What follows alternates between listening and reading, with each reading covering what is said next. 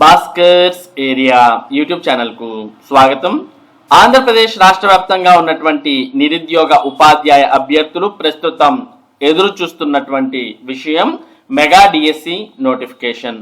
మరి కొత్త ప్రభుత్వం అధికారంలోకి వచ్చిన వెంటనే తొలి సంతకాన్ని మరి మెగా డిఎస్సి నోటిఫికేషన్ మీదే చేస్తాను అంటూ మరి నారా చంద్రబాబు నాయుడు గారు ప్రకటించారు. అదే విధంగా మరి అధికారంలోకి రాబోతున్నారు.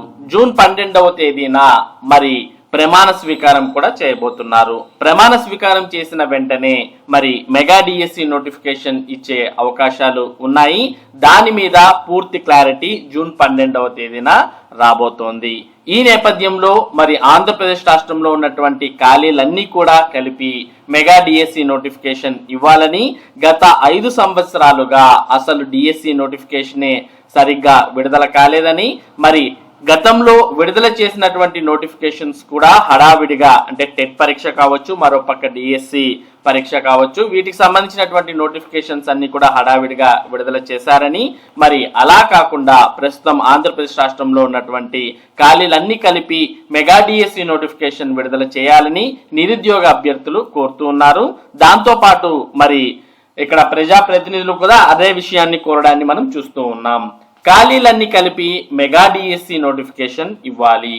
ఆంధ్రప్రదేశ్ పాఠశాలల్లోని అన్ని ఖాళీలను కలిపి మెగా డిఎస్సిగా మార్చాలని ఉపాధ్యాయ సంఘాల సమన్వయ వేదిక రాష్ట్ర గౌరవాధ్యక్షుడు ఒంటేరు శ్రీనివాసులు రెడ్డి కోరారు. మొదటి సంతకం మెగా డిఎస్సి పైనే చేస్తానని చంద్రబాబు ప్రకటించినందున ఒకేసారి అన్ని ఖాళీలకు డిఎస్సి ప్రకటించాలని పేర్కొన్నారు. ఆదర్శ ప్రాథమిక పాఠశాలల్లోని ఎస్జిటి, భాషోపాధ్యాయ, వ్యాయామ ఉపాధ్యాయుల పోస్టులు భర్తీ చేయాలని విన్నవించారు.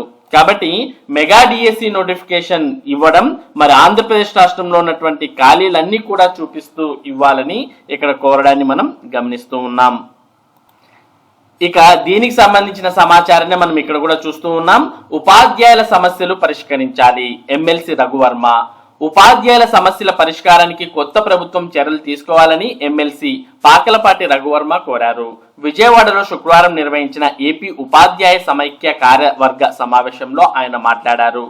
పిఆర్సీ నివేదిక త్వరగా వచ్చేందుకు చర్యలు తీసుకోవాలని, మెగా డిఎస్సి నోటిఫికేషన్ ప్రకటించాలని అన్నారు. అనంతరం అధ్యక్షురాలు చెన్నపాటి మంజుల మాట్లాడుతూ గత ప్రభుత్వం ఉద్యోగులను వేధింపులకు గురి చేసిందని, ఉపాధ్యాయుల నియామకాలు చేపట్టకుండా బోధనా భారం మోపిందని, పాఠశాలల విలీన ప్రక్రియతో ప్రాథమిక బడుల ఉసురు తీసిందని, వీటన్నిటిని కొత్త ప్రభుత్వం సరిదిద్దాలని కోరారు. సమావేశంలో పూర్వ ప్రధాన కార్యదర్శి పాండురంగ వరప్రసాదరావు పాల్గొన్నారు. మరి ఇక్కడ ఆంధ్రప్రదేశ్ రాష్ట్రంలో ఉన్నటువంటి ఖాళీలన్నీ కలిపి కూడా మెగా డిఎస్సి నోటిఫికేషన్ ఇస్తేనే మరి నిరుద్యోగుల యొక్క ఆకాంక్షను నెరవేర్చినట్టు అవుతుందని మరి రాష్ట్ర వ్యాప్తంగా ఉన్నటువంటి నిరుద్యోగ ఉపాధ్యాయ అభ్యర్థులతో పాటు ప్రజాప్రతినిధులు కూడా కోరడాన్ని మనం ఇక్కడ గమనిస్తూ ఉన్నాం. ఇక ప్రభుత్వ పాఠశాలలు బలోపేతం చేయాలి. నూతనంగా ఏర్పాటయ్యే ప్రభుత్వ ఉపాధ్యాయుల ఆకాంక్షలకు అనుగుణంగా ప్రభుత్వ పాఠశాలను బలోపేతం చేయాలని శాసన మండలి మాజీ సభ్యుడు కత్తి నరసింహారెడ్డి పేర్కొన్నారు. ఎస్టీయూ ఆధ్వర్యంలో శుక్రవారం నిర్వహించిన సమావేశంలో ఆయన మాట్లాడారు.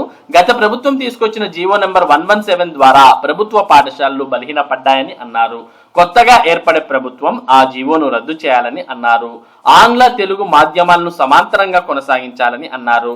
రాష్ట్ర ప్రధాన కార్యదర్శులు సాయి శ్రీనివాస్, మల్లు రఘునాథ్ రెడ్డిలు మాట్లాడుతూ ఉపాధ్యాయ ఉద్యోగులకు రావాల్సిన బకాయిలను చెల్లించాలని అన్నారు. హెల్త్ కార్డులను పూర్తి స్థాయిలో వినియోగంలోకి తీసుకురావాలని అన్నారు.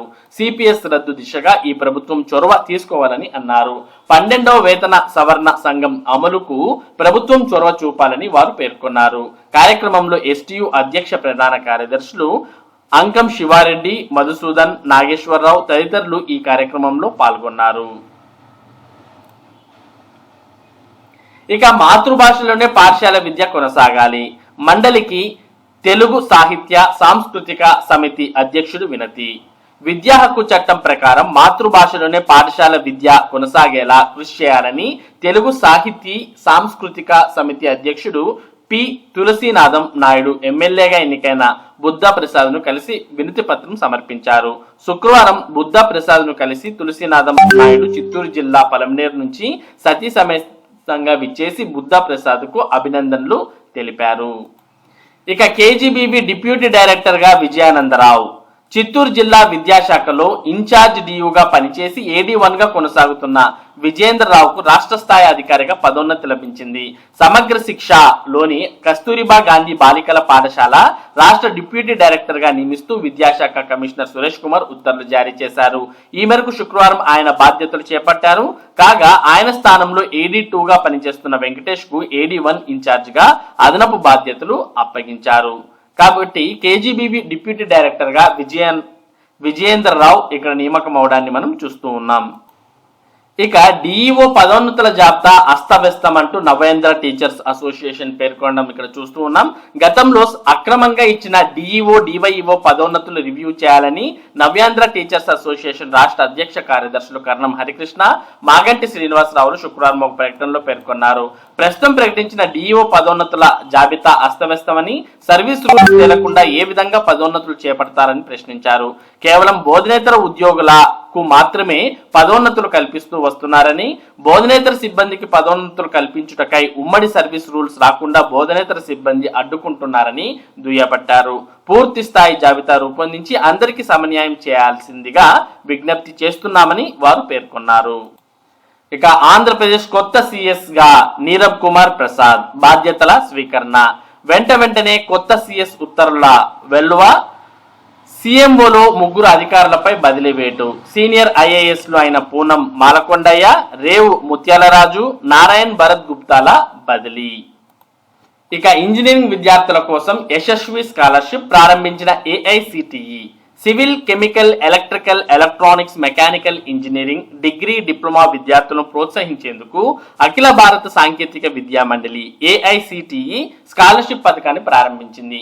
Young achiever scholarship and holistic academic skills venture initiative Yashasvi పేరుతో ఈ పథకాన్ని అమల్లోకి తీసుకొచ్చింది. దీనిని శుక్రవారం AICTE chairman professor TG Sitaram ప్రారంభించారు.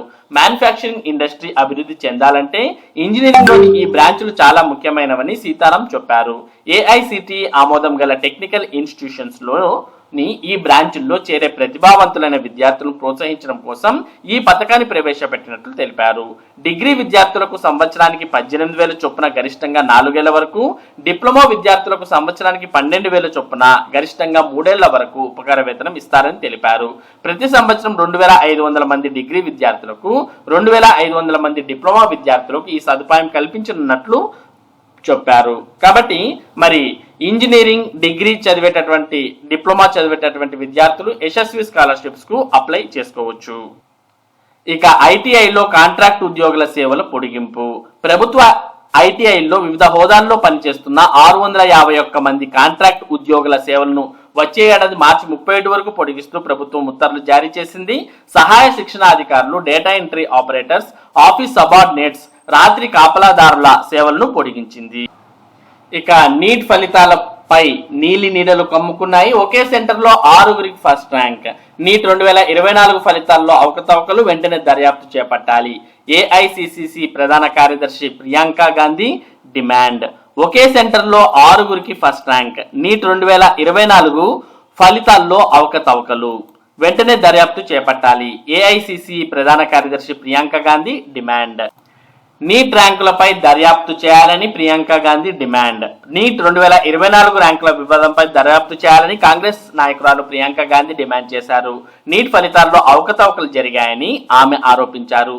తొలుత నీట్ ప్రశ్నాపత్రం లీక్ అయిందని, ఇప్పుడు ఫలితాల్లోనూ కుంభకోణం జరిగినట్టు విద్యార్థుల తల్లిదండ్రులు ఆరోపిస్తున్నారని ప్రియాంక చెప్పారు. ఒకే కేంద్రంలో పరీక్ష రాసిన 6గురు విద్యార్థులకు 720కి 720 మార్కులు రావడంపై పలు అనుమానాలు వ్యక్తమవుతున్నాయని, వీటన్నిటిని నిష్పృతి చేయాల్సిన అవసరం కేంద్ర ప్రభుత్వంపై ఉందని అన్నారు. నీట్ ఫలితాలు వెలువడిన తరువాత పలువురు విద్యార్థులు ఆత్మహత్యలకు పాల్పడడం పట్ల ప్రియాంక గాంధీ దిగ్భ్రాంతి వ్యక్తం చేశారు. నీట్ పేపర్ లీకేజీ ఆరోపణలపై అధికారులు సరైన చర్యలు తీసుకోలేదని ఆమె ఆగ్రహం వ్యక్తం చేశారు. విద్యార్థుల జీవితాలతో ప్రభుత్వం చెలగాటమాడుతోందని విమర్శించారు. లక్షలాది మంది విద్యార్థుల గోడును ప్రభుత్వం ఎందుకు విస్మరిస్తోందని ప్రశ్నించారు. నీట్ పరీక్షా ఫలితాల్లో అవకతవకలు జరిగాయని పదే చెబుతున్నా ఎందుకు పట్టించుకోవడం లేదని అన్నారు. నీట్ పరీక్షా ఫలితాలపై పలువురు అభ్యర్థులు, తల్లిదండ్రులు పలు అనుమానాలు వ్యక్తం చేస్తున్నారు. దీనిపై నేషనల్ టెస్టింగ్ ఏజెన్సీ వివరణ ఇవ్వాలని వీరు డిమాండ్ చేస్తున్నారు.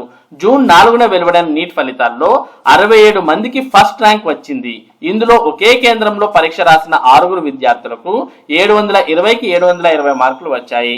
పరీక్షా సమయంలో పేపర్ లీక్ అయిందని వచ్చిన వార్తలను ఎన్టీఏ తోసిపుచ్చింది. మే 5న సాయంత్రం 4 గంటలకు ప్రశ్నాపత్రం ఇంటర్నెట్లో కనిపించిందని, ఆ సమయానికి పరీక్ష అన్ని కేంద్రాల్లో ప్రారంభమైందని, అందువల్ల పేపర్ లీక్ అయినట్లు కాదని క్లారిటీ ఇచ్చింది. మరి ఇవి ఈ రోజు ఉన్నటువంటి విద్య మరియు ఉద్యోగ సంబంధిత సమాచారం. ఇటువంటి ముఖ్యమైన సమాచారాన్ని భాస్కర్స్ ఏరియా మీకు అందిస్తూ ఉంటుంది. మరి ఈ సమాచారం మీరు మిస్ కాకుండా పొందడానికి మన భాస్కర్స్ ఏరియా యూట్యూబ్ ఛానల్ కు సబ్స్క్రైబ్ అవ్వండి. Thank you for watching this video.